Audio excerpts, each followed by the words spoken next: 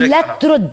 أنا رافع بثلاث دول قانونيا. انت اولادك عادي يطلعوا على السوشيال ميديا؟ عادي يطلعوا؟ انا اولادي بطلعهم بالاوقات اللي بشوف انه خرج يطلعوا، يعني مثلا فيديو يوتيوب. تمام. سناب شات. انا نفسي اشوف اولادك هلا اذا ما فيك تمام، بس ما انا بدي احكي معهم لو سمحت.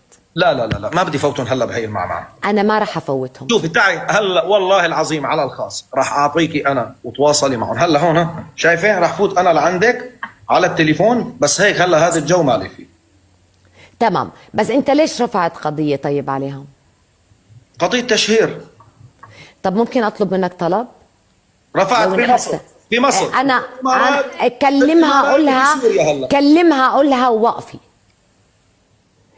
بتعرف شو اقول لك شغله؟ كلمتها كثير بكره والله. اذا الام انحبست لا خلاص خريجة حبوس. لو سمحتي اتركي الموضوع علي، موضوع الحبوس. طيب عرفتي شو؟ انا بعرفك انك رجل، بس وهذا الاشي انا لو بدي احبسها بمصر حبستها. وصلت هي نزلت على سوريا. اوكي عرفتي شو؟ انا عم بحمي عائلتي بس من هالاشرار. من الاخر في شر جاييني، انا بدي احمي عائلتي. بحق لي ولا لا؟ بحق لك. طب تواصلت معها شخصيا؟ واقسم بالله في الليله اللي رايحين فيها الاولاد، في الليله اللي بدهم يسافروا فيها، قلت لها ما بدنا بكره نطلع على اللايفات ونقعد كمان نحكي ونلطم وما بعرف شو. قال لا ما راح اعمل شيء، ما بشف لك الا فتحت فيني رعتني بس مباشر تحت منتصف الليل والشير اشتغل. ممكن تكون ردة فعل من ام فاقدة. دخلني انا ريتشو بدي احكي. انت شو دخلك؟ انا بدي اقول لك شغله. ريتشو انا لما فقدت اولادي فقدت عقلي، يعني انا بكل امانه بقول لك اياها. انا مش فقدت عقلي، انا فقدت اعصابي كلها. بس انت ما شهرتي بطريقك، لاني انا بس اخذت الحكم القضائي. طلعت لما شفت ما في تنفيذ، طلعت على السوشيال ميديا. ما طلعت قبل، انا بس اخذت الحكم. طلعت للناس قلت لهم انا الحكم معي، بس بدي يتنفذ. انا بدي اولادي، مش طالبه شيء ثاني. رجعت قالت بدها بيت في دبي. تفضل. قال انا بدي بيت في دبي. تحسيها منطقيه؟ طليقته الواحد يجيبها من سوريا يحطها ببيت هون في دبي جنبه. وين اهلك؟ يعني وين ظابطه؟ بس قولي على اي اساس؟ طب اقول لك شغله، انا لما اولادي طلعوا على فلسطين طلبتي منه شيء انت؟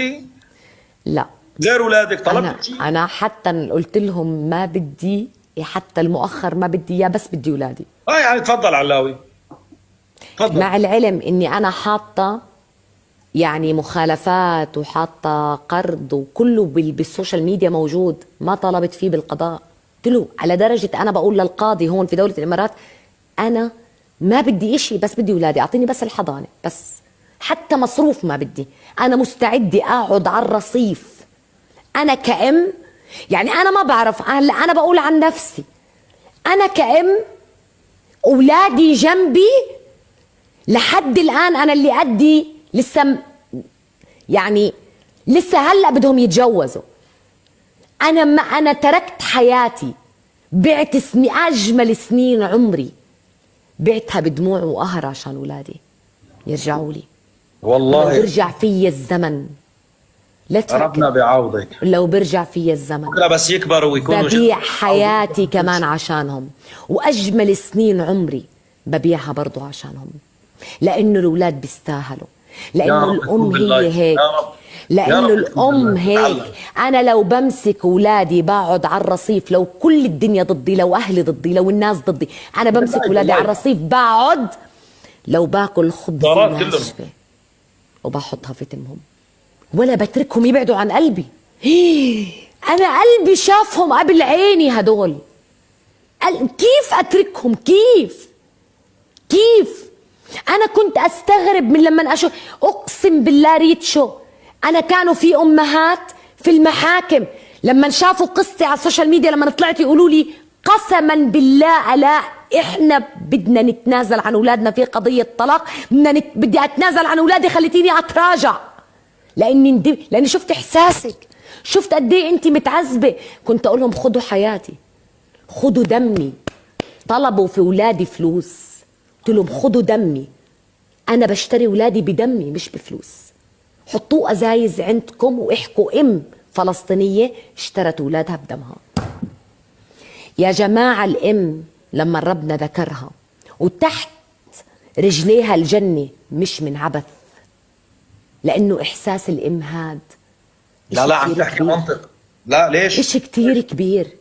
ليش؟ احساس الام كبير مهما كانت الظروف. على فكره انا مهما كانت ظروف الامراه، لو تقول لي اهلي ومن وين بدي اعيشهم وما عندي فلوس، بقول اولادي برضو اولادي. انا كالاء بقول اولادي. هاي وجهه نظري، انا حره. اهدوا. هاي وجهه نظري، انا بقول لك لو هاي وجهه نظرها، هي امي بالضبط. انا بالنسبه لي بشوفها صح، انتوا حرين. انا لو اهلي ضدي، لو الدنيا ضدي، لو ما معي درهم وجوزي ملتي ملياردير، بطلب اولادي. لو بعيش في المسجد، بنام انا وياهم بالمسجد، ما بترك اولادي دقيقه يبعدوا عني، لاني بعرف انه حضني انا كأم عمره ما بعوضه ولا بني ادم. حتى الاب ما فيه يعوض حنان الام، لعلمكم. الاب ولك امك ثم امك ثم امك ثم امك ثم اباك. بدكم تعترضوا كمان على كلام الرسول عليه الصلاه والسلام، بدكم تعترضوا على كلام رب العالمين. انا هاي وجهه نظري، انتوا وجهه نظركم غير، انتوا حرين. انا لو بعيش مع اولادي تحت الارض برضه، دام اولادي جنبي انا اسعد انسانه. والله لو بضل على لبستي مليون سنه اسعد انسانه. ولا تفكروا الاشي سهل. انا لما اجوا اولادي الثلاثه، انا في دولة الامارات الحمد لله كل اشي عندنا هون سهل، كل اشي عندنا، ولكن متت درستهم لحالي، بصرف عليهم لحالي، بساعدهم لحالي، واقفة جنبهم لحالي. انا الام إلهم، انا الاب، انا الاخت، انا الاخ، انا السند، انا الستر والغطاء عليهم، انا كل اشي عندهم. ليه؟ لانه هاي الام الحقيقية. واي ام تانية بدها تقول لي عندي ظروف، بدي اقولها والله لو عايشة في تحت الارض لاخذ اولادي معي. لو بدي اموت اولادي بموتوا معي، لانه عمرها ما في ام تانية بتعطي حنان الام ولا الاب نفسه. شفتوا الاب نفسه كل واحد ما بعطي حنان الام. في له اجباري هذا كلام ربنا. بس هذا منطقي وانتم حرين